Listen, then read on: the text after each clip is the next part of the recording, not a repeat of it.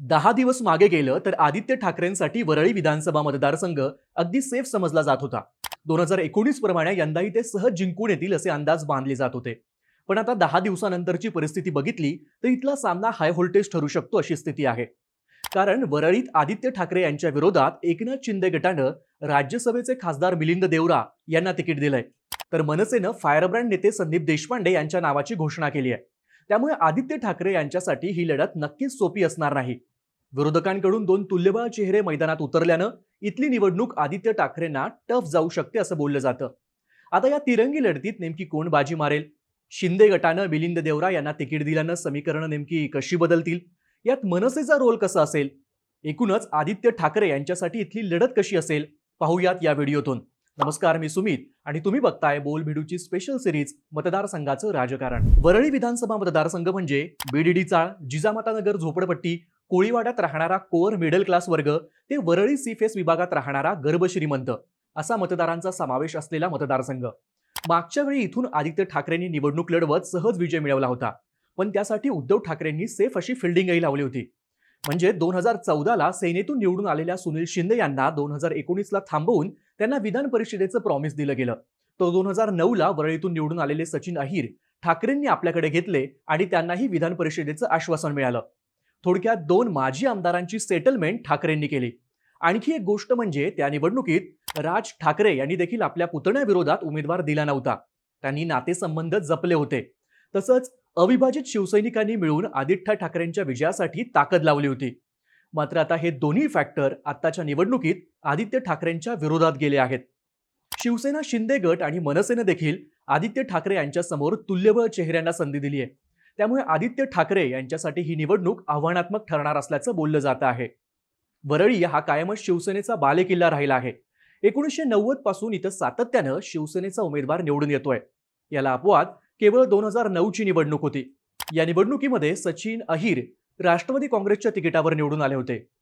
हा अपवाद वगळता 1990 पासून कोणत्याही दुसऱ्या पक्षाला इथं आपलं बस्तान बसवता आलं नाही. पण आता शिवसेनेत फूट पडल्यामुळे शिवसेनेचा बेस हल्ल्याचं बोललं जात आहे. शिवसेनेची ताकद दोन गटात विभागली आहे आणि याच दोन गटात मुख्य लढत होणार आहे. आता शिंदे यांनी आदित्य ठाकरे यांच्या विरोधात मिलिंद देवरा यांना तिकीट दिलंय. देवरा हे मूळचे काँग्रेसचे. ते काँग्रेसकडून 2 वेळा मुंबई दक्षिणचे खासदार राहिले आहेत. कॅबिनेट दर्जाचं मंत्रिपद त्यांनी यापूर्वी भूषवलं आहे. मिलिंद देवरा यांचे वडील मुरली देवरा हे देखील काँग्रेसच्या तिकिटावर दक्षिण मुंबईतून 4 वेळा लोकसभेला निवडून गेले आहेत.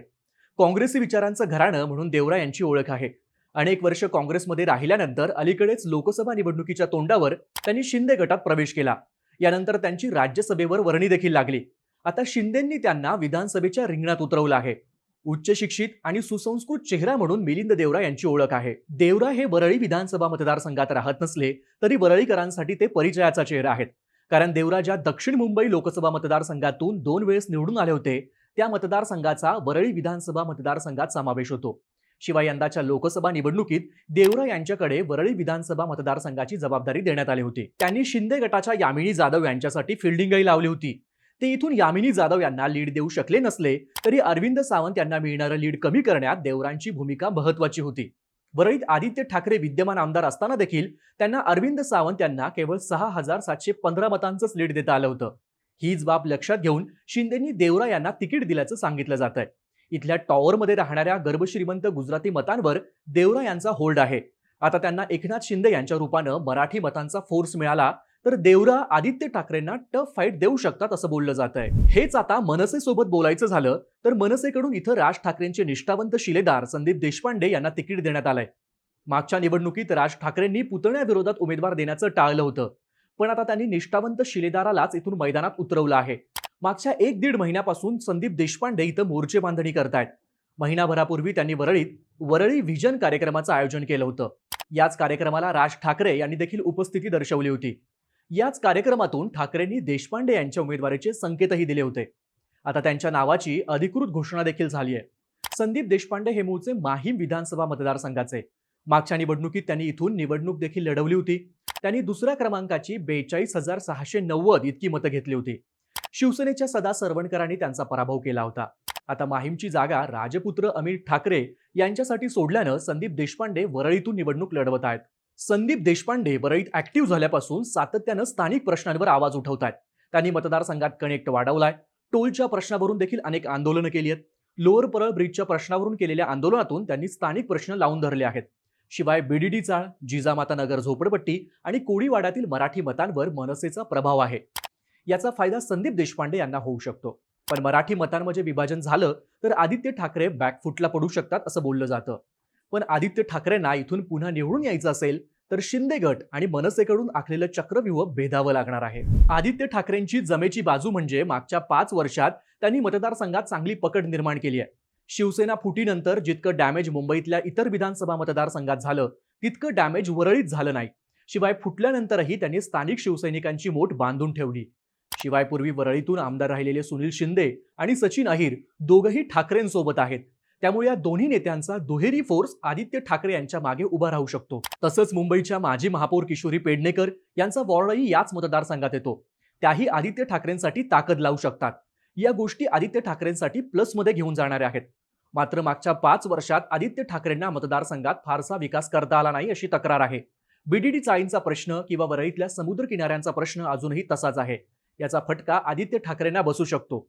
यातून मतांची काही प्रमाणात वजाबाकी देखील होऊ शकते. मागच्या निवडणुकीत आदित्य ठाकरेंनी मिळवलेलं 67,427 मतांचं लीड यावेळी कमी होईल अशी शक्यताही वर्तवली जाते आहे. वरळीत गेम चेंजर ठरणारा महत्त्वाचा फॅक्टर म्हणजे मराठी मतं. मागच्या निवडणुकीत राज ठाकरेंनी आदित्य ठाकरेंना पाठिंबा दिल्यानं ही एकगठ्ठा मतं आदित्य ठाकरे यांना मिळाली होती. त्यांचा विजयाचा मार्ग देखील सोपा झाला होता. आता मनसेनं उमेदवार दिल्यानं मराठी मतांमध्ये फूट पडून मिलिंद देवरा प्लसमध्ये जाऊ शकतात अशा चर्चा आहेत.